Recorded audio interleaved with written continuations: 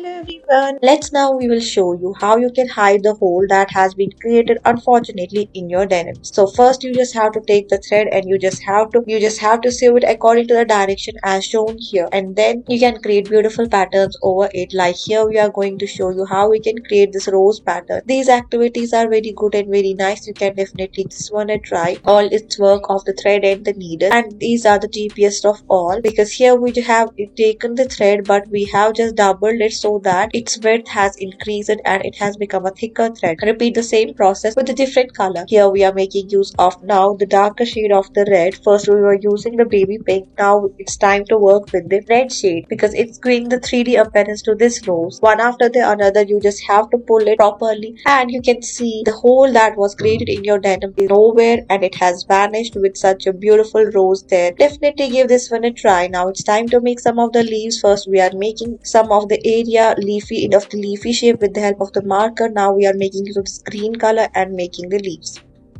Let's now move further. Here we don't want this type of the hole, so we just trimming it off. Once we have trimmed it off, we are taking the socks and the ankle portion is to be trimmed and it's to be fixed there with the help of your hands. You can see how we are inserting the needle and keeping the long spaces in between, and after that we are again sewing it properly and we are pulling the thread in the circular direction. You just have to repeat the same thing till you will cover the whole length of this ankle socks as apparent here. You just have to be careful while you are inserting the needle towards the innerwards direction because here you have placed your another finger for the support and you don't have to hurt yourself or hurt your finger. So you just have to pull it off like here we are doing, and you can see now we will move towards our another activity. Here we have trimmed down the sleeves of the old sweater and we are placing it inside this type of the shoe slipper, and now from the upside down you can open it and you can see how we have created this summer slipper into the winter one, and from the lowermost direction, that's the lower area of this slipper that faces the ground, you just have to stitch it from both the ends as apparent on your screens. You can see from the one end we are placing the needle and making the two holes and pulling them outside, and from the other end we are repeating the same thing. You just have to do, but you just have to be careful while you're pulling the thread. You don't have to pull it all together. You just have to create these line type of the area that's shown here. You just have to repeat the same process till you have covered all the gap. Once your gap is covered, now you just have to pull it off as shown here. Repeat the same way so that the whole area is to be covered. It looks quite good and quite easy. See how beautiful the slipper turns to be. So next time, don't throw away your old sweaters and convert them into these slippers from the summer slipper one. Now we are just making the ends clear and trimming it off. This is quite easy.